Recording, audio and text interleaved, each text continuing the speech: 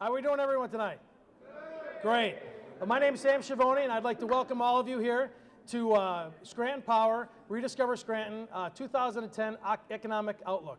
Welcome, everyone. There you go. There we go. Well, what we've done is we've invited 4 of the major leaders of the county to come in and give us an economic outlook of the Lackawanna County, the city, and what's in the future for all of us. But what's more important is that what we can do as young professionals to continue the success of the economic growth of not only the county but the city. So, I'd like to introduce 3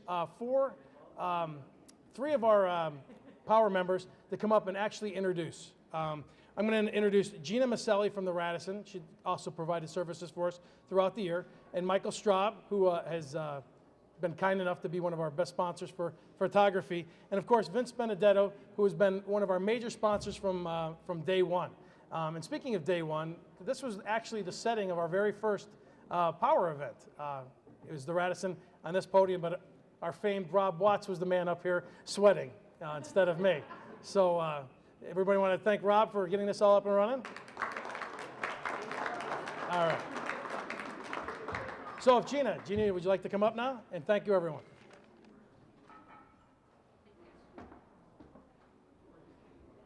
Good evening, everyone. Thank you for coming to the Radisson Lackawanna Station Hotel. We are very honored to have you all here. Hope you're enjoying our food and beverage. Hope it's all yummy. I don't want to take up too much time here, but I would really like to introduce to everyone here Austin Burke, our president of the Greater Scranton Chamber of Commerce. Austin has been with the Chamber for over 30 years. He oversees the many functions of the Chamber in Scranton, and all of which are indicators of the economic performance of the Greater Scranton area. And with further ado, I would like to introduce Austin Burke.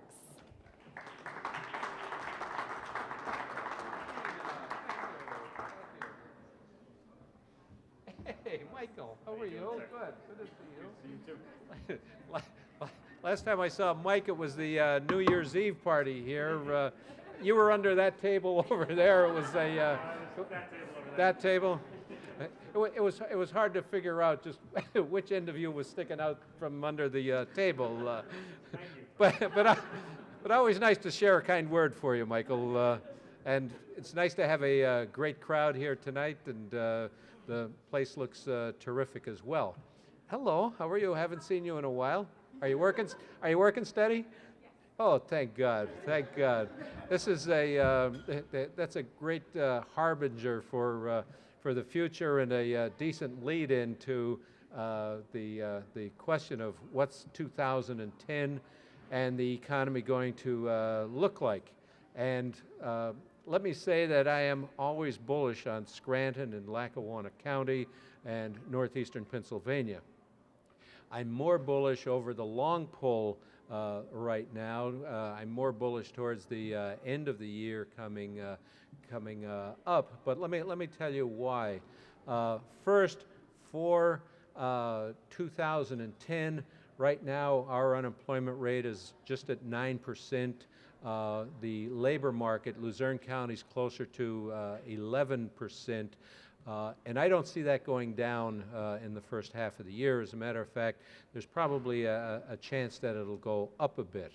And that's for a couple of reasons. One, employment is a lagging economic indicator. So after the recession ends, employment still stays up there, or unemployment stays up there, and only begins to grow when inventories are bought down and people start making new capital investment decisions. Another thing that's a little bit perverse is as we come out of a recession, things become clearer to businesses and they may make some decisions. There was a recent decision where Wells Cargo, which makes some trailers, has moved out of Carbondale. They're consolidating some facilities down in Mahanoy City. And that kind of crystallized because they felt that the economy had bottomed out, and now they were in a clear position to make some decisions of consolidating some facilities, and that can end up working against you as well. The other thing that's interesting and it's not the happiest note, but it's another perverse effect. You know, there was a lot of businesses, a lot of things that haven't been doing well during the recession, and they were kind of for sale, but there were no buyers, and so people wouldn't foreclose on them. They wouldn't take those actions. So you can actually see foreclosures go up as the market improves, and now there's a better price that can be offered for those. So that's the worst news that I'm going to talk about, is that things are going to improve, but not for another 3, 4, 5, or 6 months. However, I'm very bullish on this area for the remainder of 2010 and beyond, and I'm bullish for a number of reasons. First, at the Chamber of Commerce, together with the City of Scranton and Lackawanna County, we've been making tremendous investments in having facilities prepared now so they'll be ready as we come out of the recession, and I'll talk about that in a minute as well. Over at Mount Pleasant, we have $7 million invested. Work's begun on the Beacon building, and I'm happy to say a couple of companies are looking at the other sites that are prepared now, and they are looking there because they're prepared now. Secondly, up in the Valley View Business Park, which is in Archibald and Jessup, right along the Casey Highway, Route 6. We're at the tail end of investing $40 million up there. We're opening up another 570 acres. There's a PennDOT road that's going in, and we just signed an $8 million contract for our interior roads just last week, and they've started the clearing process there. 570 acres. Our Keystone Industrial Park is only 300 acres. So this can support thousands and thousands of jobs. It's KOEZ land, and we already have companies looking at it there as well. Then the final investment that we're making, and again, this is with Lackawanna County, is an accelerator building. Our incubator in downtown Scranton has been tremendously successful. There's over 200 people working there. We have over 700 jobs in the city of Scranton that graduated from that incubator, but it's filled right now. So we need space for the graduates, for the companies that are growing, and we need space for the other companies that are looking, but we can't accommodate them right now. So we have a $7.8 million facility under design, and I hope to get that under construction this spring as well. And I think Corey will talk more about that entire concept. So I'm bullish for the reason that we have, one, a lot of prepared land, shovel ready to go. Second, we have that incubator building underway. Third, and Dan Walsh and Mike Detter are here, and I'm sure there's a few other realtors. The fact of the matter is there's probably 8 million, 10 million square feet of warehouse and industrial space empty right now. And one of them was telling me earlier that the lease rates, the sales cost of those things are down 25, 35% from where they were 2 years ago.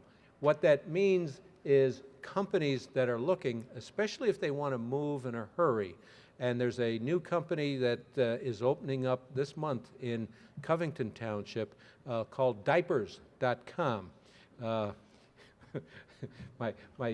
My grandchildren that Austin and Christine have provided me with, and now they're expecting one more. I might as well tell the entire world.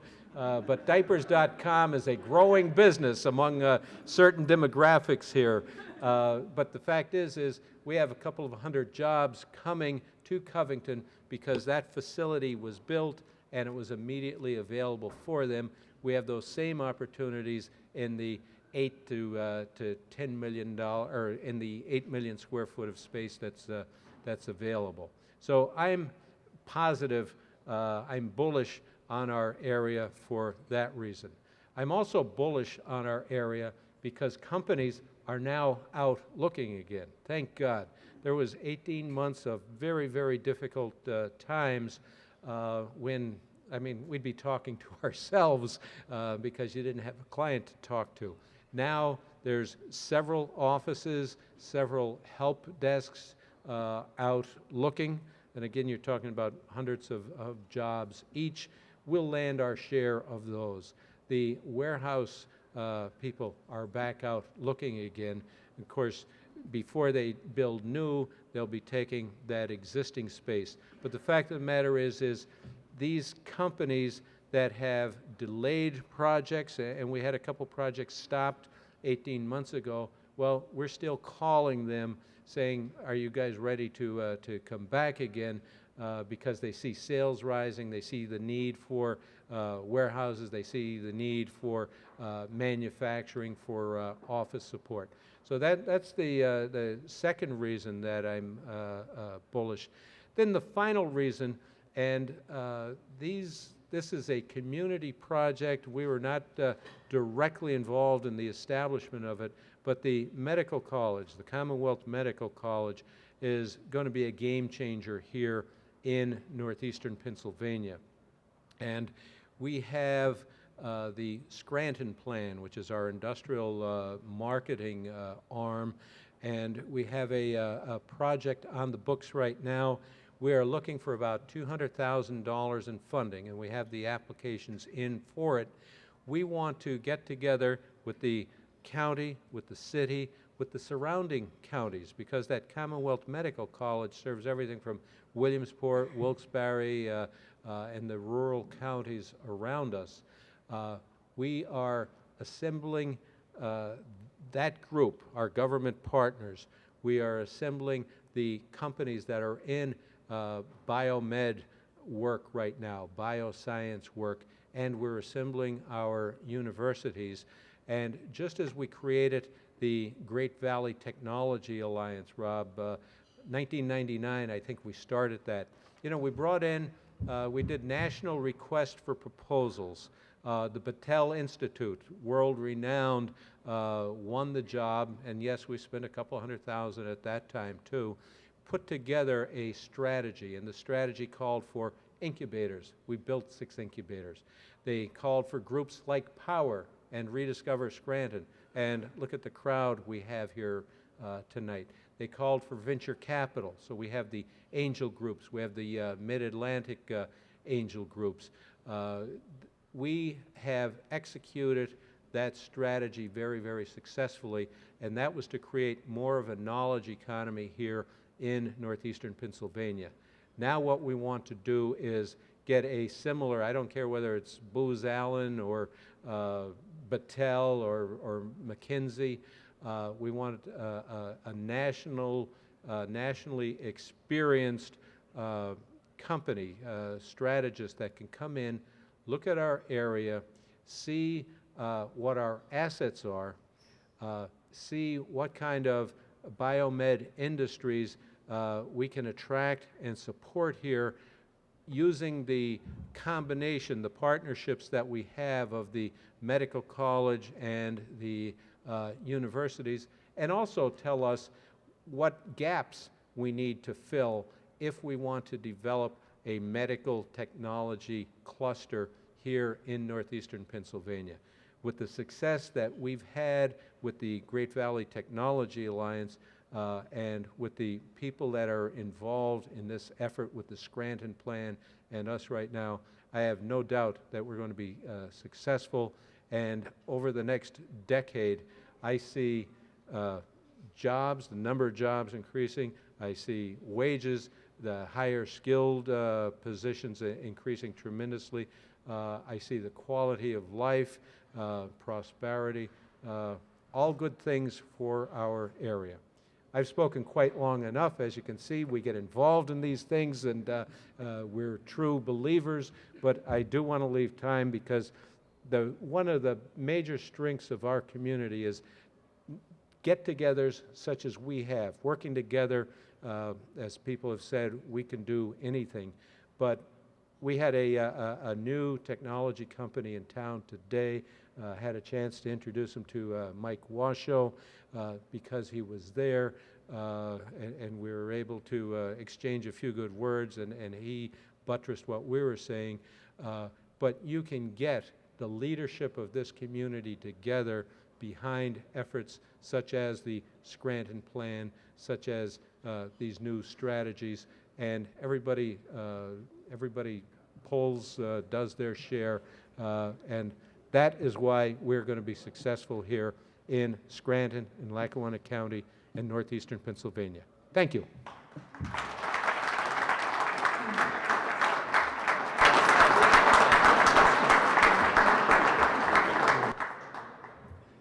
Thank you, Mr. Burke, for that optimism. I have the pleasure of introducing Mayor Chris Doherty, who has just entered his third term as mayor for the city of Scranton. And in November of this past year, Forbes magazine actually named Scranton one of the fastest recovering cities in the nation. That is obviously a direct result of his accomplishments and his leadership and his ability to change things. So I have great pleasure in introducing Mayor Chris Doherty.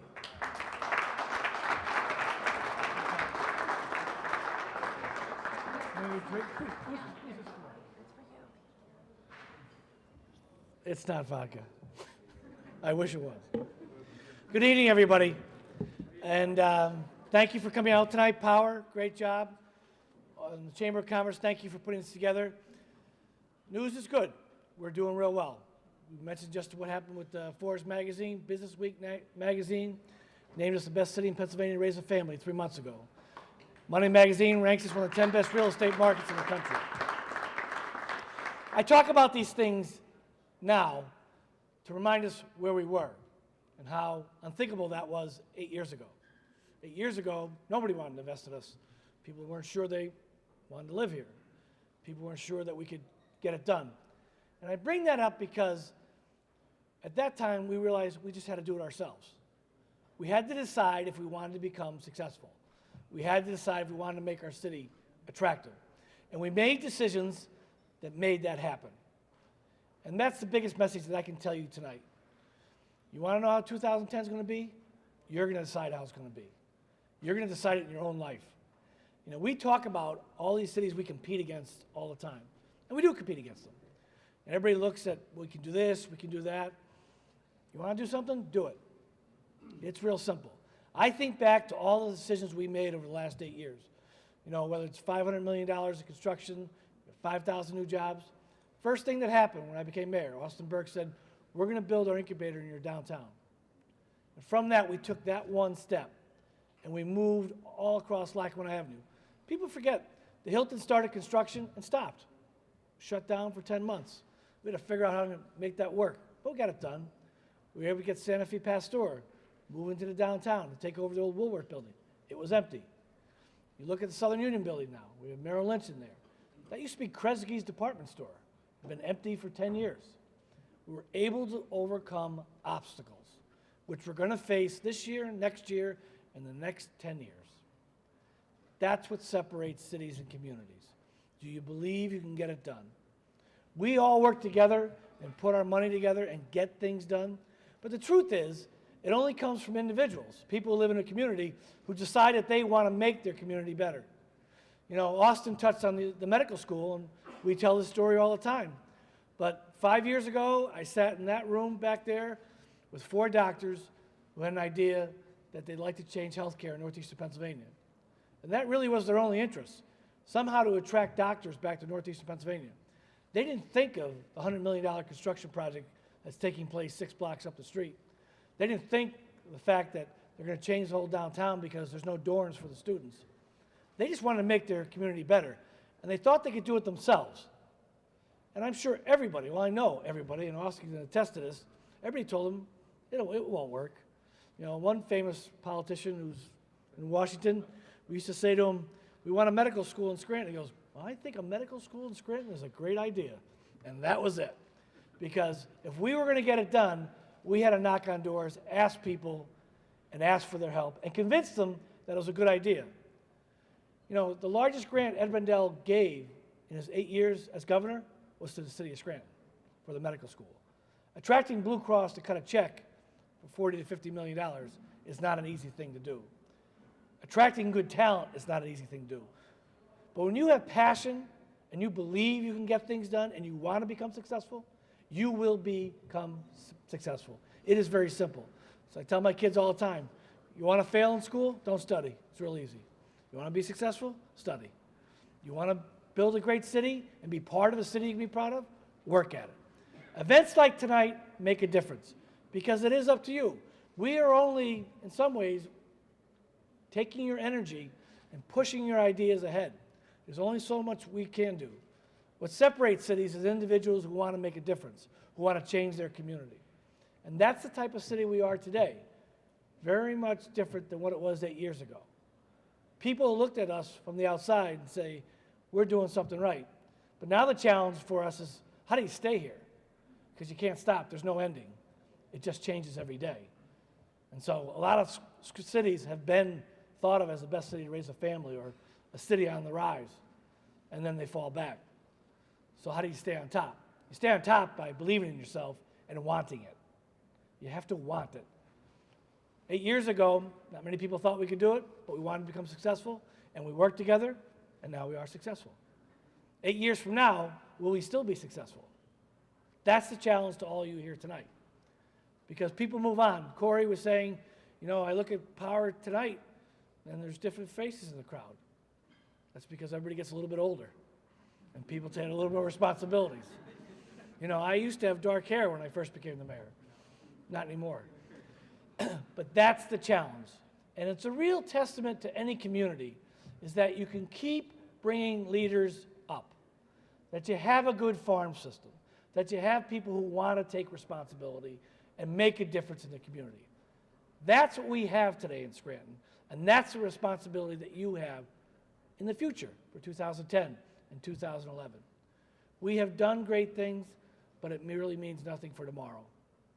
Tomorrow, we have to decide if we want to become successful again. And that's what I think our challenge is. And if we do it, we will be successful because we are building a $100 million medical school. And the University of Scranton just broke ground on a $90 million science center. And when businesses close, we seem to be able to fill those spots and have restaurants and businesses come in. Everybody's facing a tough economy. It isn't just Scranton, Pennsylvania. But as Austin mentioned, we're lower than everybody else because we're doing better than everybody else. And when this economy turns around, we're farther ahead than everybody else, which allows us to be more successful.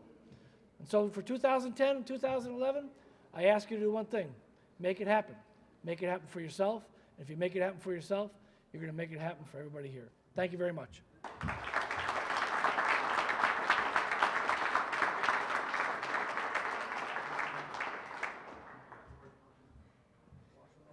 Thank you, Mayor. We all appreciate the energy and leadership that you've given to our great city.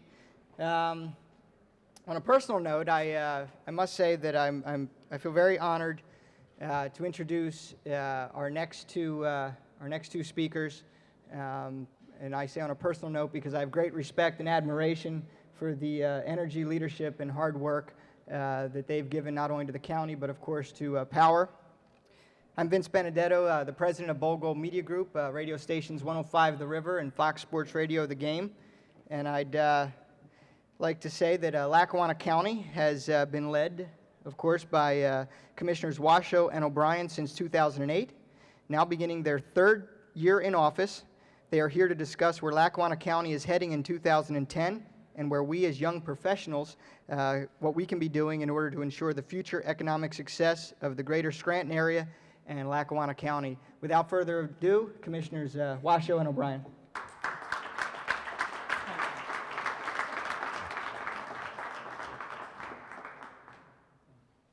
I guess Corey wants to bat cleanup. He's remaining a seat. Maybe he's tired. You know, he had a hard day. Yeah? He may be a little tired, and we'll give him a breather. You know, my confidence wasn't boosted when I walked in here tonight. I ran into my good friend Nada Gilmartin and Katie. And Nada said to me, "My goodness, I'm thrilled to see you. Now I won't be the oldest person in the room."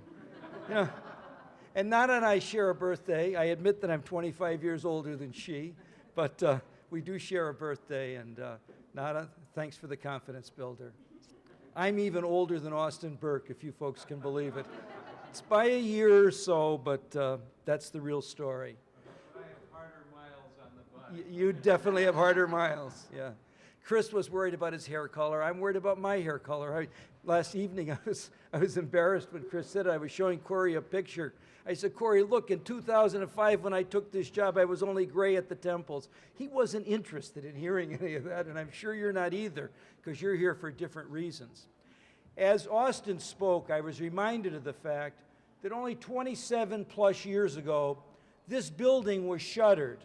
You actually had to remove plywood in order to come into this building at the end of 1982, as we did. I moved back here. I visited here at the end of 82, and I moved back here in 1983.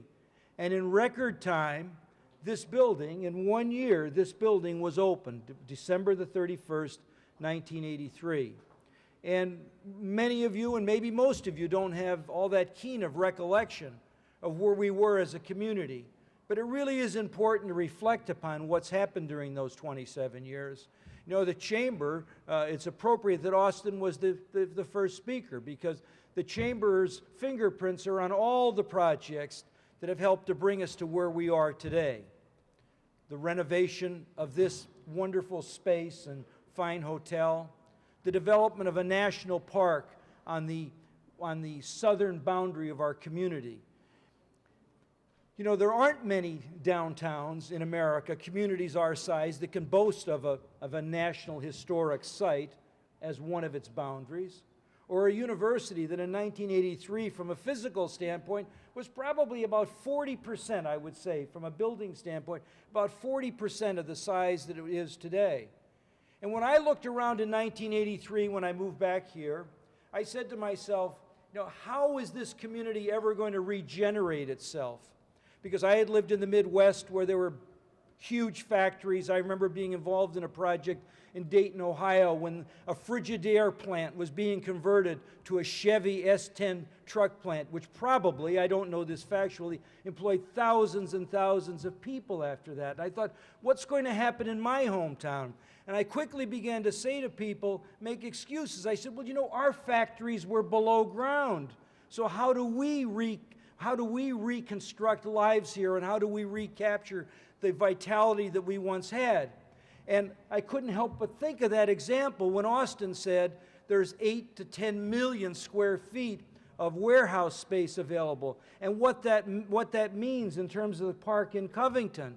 You have to have the product. And my mind quickly then went back also to when National Westminster, Nat West, was here, and we were courting them 20 or 15 years ago, 20 years ago, and we just happened to have only one space in town, didn't we? We had Oppenheim's at that time, or we probably wouldn't have gotten that project, and probably Bank of America wouldn't be on the mountain today. So I'm not here to say that all is good or to do anything other than to offer a teeny bit of historic perspective as to where we are. And when I mentioned the fact that the university was probably 40% in terms of a physical plant, recently I've talked to Austin and Corey and Chris and said, you know, I'm tabulating this in my head, and I think I'm very, very conservative when I say this, but more than $300 million has been expended on educational buildings in our community in the last 10 years. Few communities the size of ours, the size of Scranton or the size of Lackawanna County, can boast of that fact. So I'm here to say some of that and to offer some historic perspective and to say this about county government, just a few things now about county government, what we're doing. We're running the leanest, meanest county government in the entire Commonwealth, and it's still not lean enough for us. We're going to work assiduously to ensure that we create the kind of county where business is going to want to relocate because they can be sure what the tax structure is going to be like, and that it's going to be fair, and that the government is going to be fair, and that the government is going to be welcoming. Now, what's that? All that, you know, you could say, oh, a bunch of platitudes. Let me put it into some statistics. We have reduced the size of the county workforce by almost 10%. We are in the process of reducing it by 22% more, and we will not lose those jobs. We have an agreement and hopefully a closing will take place around March 1. It may not meet the March 1 deadline for the sale of the nursing home. When that takes place, 325 county jobs will go over to the private sector and will be off the public rolls. I am proud of that. I am proud of the fact that we're talking about reducing the size of county government by 30%. You know, I spent some of my life in government here and in other places, and everything is based upon growth, because that's how we as managers were able to get raises the bigger we got. Just like that's the only way government resembles the private sector. Get bigger and then you deserve more. Well, we're talking about making our government leaner. But at the same time while we're doing that, I'll just give one measurement here. Take a look at our parks. You know, Bill Davis is here. Our parks and recreation program is more active than it's ever been in the history of our community. Go and look at the Boundless Playground at McDade. Look at the Boundless Playground in the Abingtons, the playground that's under construction in Dunmore, and see what's happening. Go to Aylesworth Park and see the building that's been completed there. We're not just talking about things that we want to do. These are things that are really happening. And we've invested, we're talking about approximately $8 million that will finally be invested in recreation. And all of this money has come from either landfill trust, gambling revenues, and none of it has come from direct tax dollars. And the final thing that I'll say is that when we did our first budget in 2008, boy, these years are going by. They're probably going by painfully for you having us here, but for us, they're going by pretty fast. That was a joke, by the way. You guys are so darn intense. I'm used to talking with people my age, They kind of appreciate that corny stuff. I can't do any better, so that's it. But I'll laugh at my own stuff. But our first year, we asked the previous administration not to do a budget. We said we'd do our own budget. And we brought in all of the department heads. We brought in everyone that was involved in finances of the county. And we said, look, we've got to make cuts. We know that the people can't afford this government. And our first year's budget was, the general operating budget was $89 million. Our actual budget with all the funds is about $150 million. And this year, 2010, our budget is $84 million, our operating budget. We took it from $89 million to $84 million. Now that's with rising health care costs, and that's with mandated raises, union contract raises. So those are just some examples of what we're doing to promote economic development through good management in the county. Can we do better? Of course we can. And we constantly strive to do better. And we want to hear from you as to how you think that we can do better. But in the meantime, this is one half of the report that Lackawanna County wishes to give to you. And I'm happy to be serving with a power member. It's really tough to put a team together, I have to tell you. Corey and I tried to run together as a team. And this political process is pretty wacky in Lackawanna County. And we were denied that opportunity, and so we went our own separate ways. But I saw Corey as an absolutely remarkable individual when I first met him, when he indicated that he wanted to run for county commissioner. And I saw him as someone that I wanted to run with and thought he was someone that I could serve with. And he's been nothing short of a tremendous partner. He's the hardest working guy in town, and I've enjoyed the opportunity to work with him, and I have really very mixed feelings about any future endeavors that he may have along the way, because this has been a unique combination of people. Just imagine working with someone every day. We do not make a decision without conferring with one another.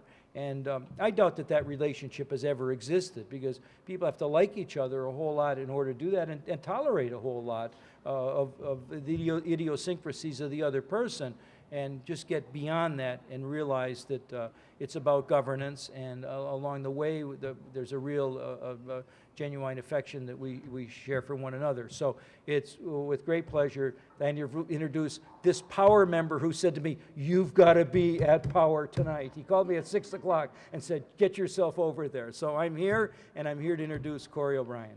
Corey?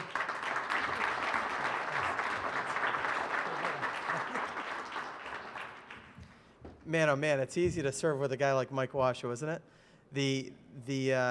Just the sheer energy level in our office every day. I mean, I don't want to say I'm a young guy, but I'm pretty young compared to Commissioner Washoe. As he mentioned, he brought it up, so I wasn't.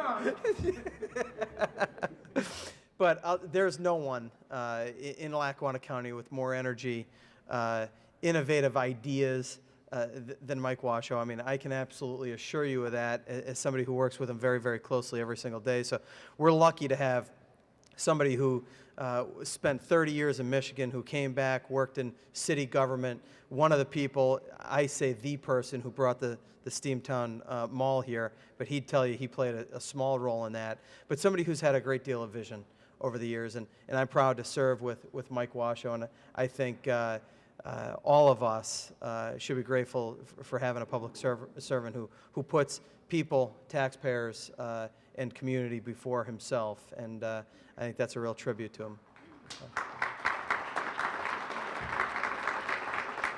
Now, I need to say some good stuff about everybody else, too, so let me just say a few things. Just based on, you guys have all heard Chris Doherty speak before, but I'm telling you, nobody gets you more fired up, do they? I mean, really, if you're, Austin was talking about being bullish about the future. Well, I'll tell you, Chris Doherty's done an incredible job as the mayor of the city of Scranton, and he has single-handedly, right? He has single-handedly given us a reason to believe in our city when it was difficult to believe in our city. He single-handedly lifted us up by our bootstraps and said, okay, let's go. What do we want to be? Challenged us every single day to do better and better, and always had a long-term vision of getting there. And I would just disagree with the mayor on one thing. He said that we're here. We're here. Well, I'll tell you right now that he works as if we're 10 points behind every single day. So I think where we're here today, we're going to be up here tomorrow. We're going to be up there tomorrow because of the leadership of people like Chris Doherty. So I just want to thank you, Mayor, for all your leadership. Austin Burke, I don't know how long he's been in the Chamber of Commerce, but it's been an awfully long time. And I'll tell you right now, when you look at, just think about the things he was talking about. He's talking about angel networks. He's talking about incubators. He's talking about accelerator programs. He's talking about bringing in some great companies to come in here to look at biomed. And this is cutting edge. I mean, this isn't your mom and dad's Chamber of Commerce here. This is cutting edge stuff that Austin Burke has been leading for a long time, and it's unbelievable to see somebody of his expertise to really be driven to the future and driven to the future of making our area a better place. So, Austin, thank you for your leadership in doing that. I want to talk, everybody's kind of covered everything, so I want to talk just a little bit about the future here and about what our area can look like as we move forward. Think about an area that has a light rail system from downtown Scranton to downtown Wilkes-Barre that connects Montage Mountain with the airport, with Mohegan Sun, with Wachovia Arena, and back down to Wilkes-Barre. And think about us traveling, instead of just jumping on 81 all the time, think about us jumping on that light rail system. A lot of progressive cities and a lot of progressive areas have light rail. Northeastern Pennsylvania doesn't. Imagine if we were to have that type of component where you're not going to jump onto the highway anymore. You're just going to jump on the train in downtown Scranton. You're going to take it up to a concert at Montage, or you're going to take it to a baseball game, or you're going to go shopping. Then you're going to go over to the casino, and you're going to visit Vince Benedetto and his studio in Mohegan Sun. And then you're going to jump on an airplane, and you're going to go visit a cousin. That'd be one heck of a day, wouldn't it? Man, oh man, that'd be a lot to get in there. But think about that kind of future for our region. Think about being able to do that. Think about coming downtown or living downtown preferably and just strolling over to the train, getting your luggage, taking it on the train, getting off at the airport, going on your flight, coming back and doing the same thing. In progressive areas, that's how you travel to an airport. Think about that as we move forward. Think about a renewed investment in our main streets. Think about what the mayor has done in the city of Scranton to some measure. And think about taking Scranton Tomorrow's program that they've been talking about right now with respect to rebuilding our other main streets in downtown Scranton. And think about that type of program. Think about removing all of those electrical lines, the power lines, the telephone and cable lines. Think about putting up period lighting and a period clock, expanding those sidewalks, making it friendly for people to take their stroller up and down Main Street. Think about sitting outside, drinking a cup of coffee in your hometown, in your municipality, and doing that without cars buzzing by you 30 miles over the speed limit. Think about how that can help rebuild our community and reward the small businesses that have been with us through thick and thin, that have been with us during the greatest times in our history and the worst, through great recessions as we're in now and great times of prosperity. Shouldn't we be rewarding the small businesses that are already here? Shouldn't we be investing and reinvesting in their future? Because aren't their futures our futures? Why aren't we focused on providing job opportunities and opportunities for small businesses to hire more people? We can create an infrastructure that is a state-of-the-art infrastructure. Your Main Street with wireless internet access. Your sidewalks, curbs, streets, ready to take on the next generation of traffic, whether that's hopefully an increased level of traffic, but in a way that is pedestrian friendly and friendly for those strollers as moms and dads stroll down the street with their young children. You know, I was in Peckville the other day, and Main Street there, as you know, is the sidewalks are 3 feet wide, and everybody's driving 60 miles an hour in a 25-mile-an-hour zone. And there are very few people who walk on Main Street in Peckville anymore because it's just not safe to do so. But we can change that. We can bring people back to our centers. Commissioner Washoe talks all the time about we need to bring people back to our main streets and back to our cities. Because when you start the sprawl, that takes away from your city. Chris Doherty talks an awful lot about downtown living and the importance of downtown living. That's critical. If we don't have downtown living, then we can't have a city that is open later and an economic engine that continues to grow. The accelerator building that Austin Burke talked about. I remember when we first came into office, Commissioner Washoe and I hired a governmental affairs firm. And some people were like, boy, why are you doing that? Why are you spending money on that kind of thing? And we said, you know what, we think it takes money to get some money. And we just, it was just announced a few weeks ago that we've received through that effort and through our federal legislators who drove the bus.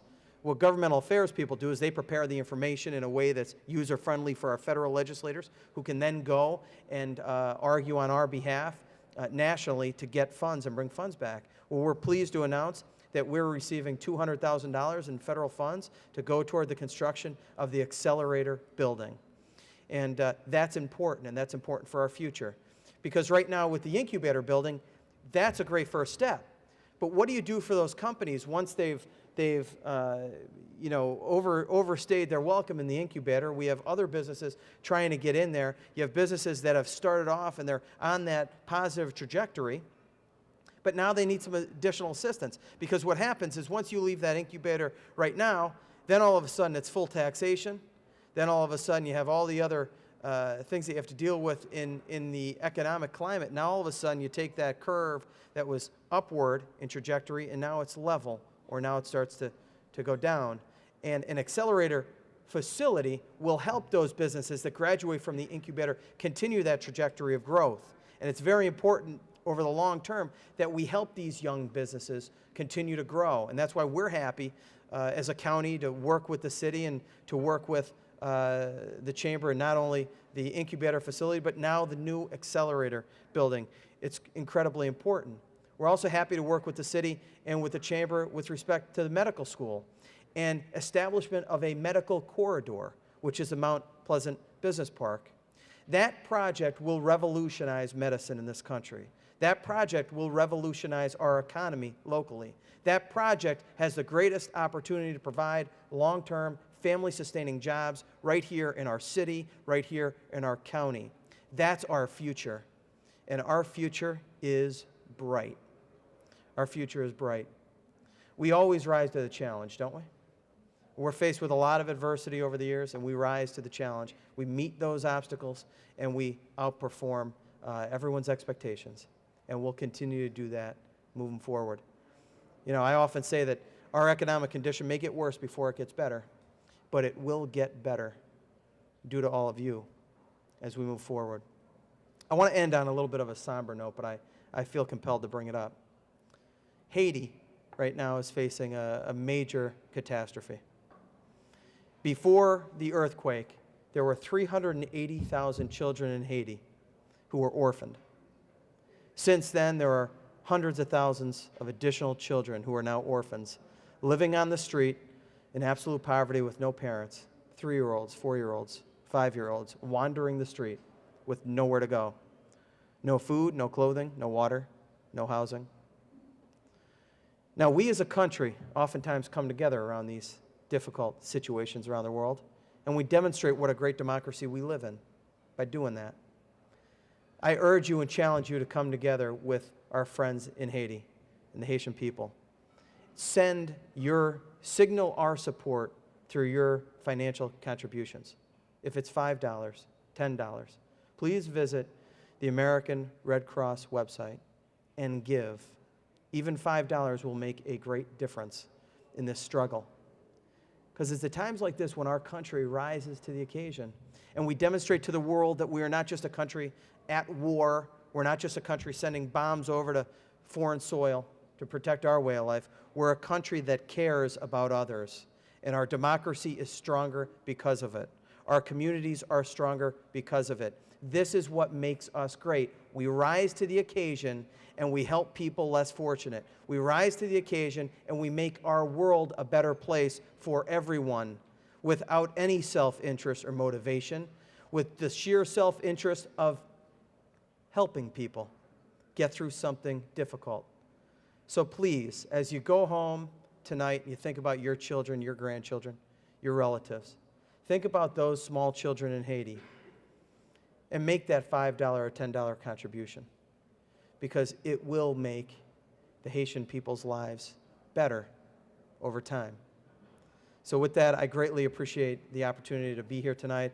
I was thinking back and reminiscing with Rob Watts, standing here on the first night when Power was established, and I'm proud to be with you tonight, Rob, as Power continues to be a power in economic development in northeastern Pennsylvania. Thanks.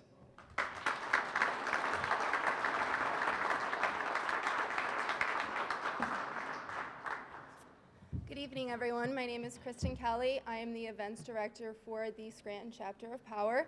And on behalf of Power, I would just like to recognize and thank the city, the chamber, and the county for their continued support of Power in all of our marketing efforts. Also, I'd like to recognize our speakers, the Electric City, Michael Straub, Rediscover Scranton, Bold Gold Media, 105 The River. I would also like to thank Bees Knees, our band, who donated their time this evening. They did a great job.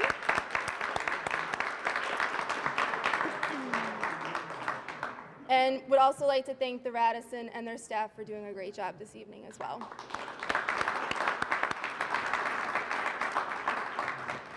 And I'd like to just turn it over to Michael Carney. He just wanted to say a few words on behalf of the Radisson.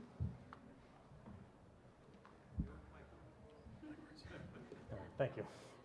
All right, thank you. I just wanted to thank everybody for coming down tonight, and to start by pointing out, and I know we all know, but how frustrating it is to listen to these politicians over here, listening about them complaining about the color of their hair when the common man like us is trying to convince our hair to stay in its head.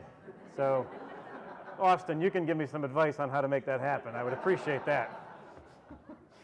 I want to thank everybody for coming down, and I definitely want to, I think we all know and appreciate what a great community that we live in and what we control, and not to underestimate what we mean as the Power Group here. And when Christopher mentions making it happen, that's exactly what we, and in this room, we really need to take a look at doing is making it happen. And I guess what we need to do is take a look at how we actually make that happen within ourselves here. We run the Radisson here, do a lot of things, and I guess what I'd ask of everybody that we keep growing this train that we've got moving here is to not talk about the things that we don't control, but take a look at ourselves and say, what do we control? Because we all represent the businesses of Scranton. Everybody in this room, we must touch probably 90% of this city right now.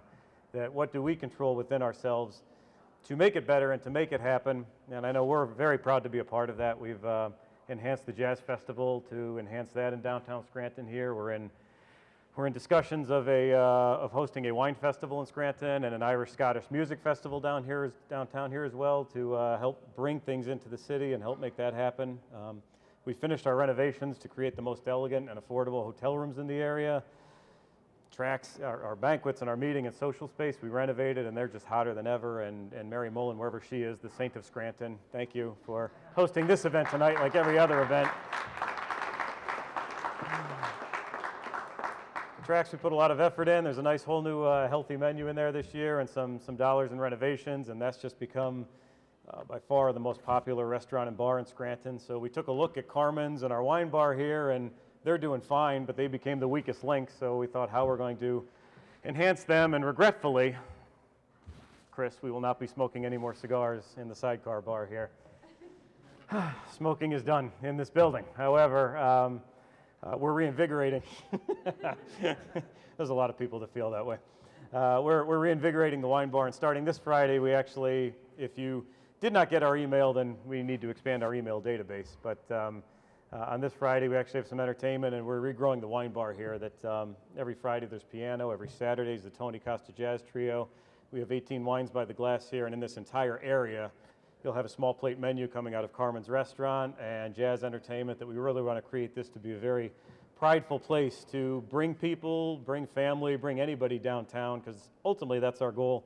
Make downtown look great, bring people downtown here, and together we can make it happen. So if everybody controls what they can't control, we can get Chris's message out there and make it happen right here in Scranton. Thank you.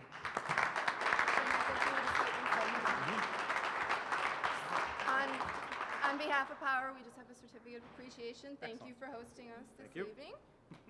We have a few other. Also ask if Austin would please come up and receive a certificate of appreciation. Thank you. Mayor Doherty. Thank you very much. And Commissioners O'Brien and Hall. I can make it right to the top still. Thank you very much. Thank you, everyone. Thank you, everyone, and enjoy the night. And the bee's knees. If you didn't know, the singer of the bee's knees is actually my niece. So give it up for the bee's knees.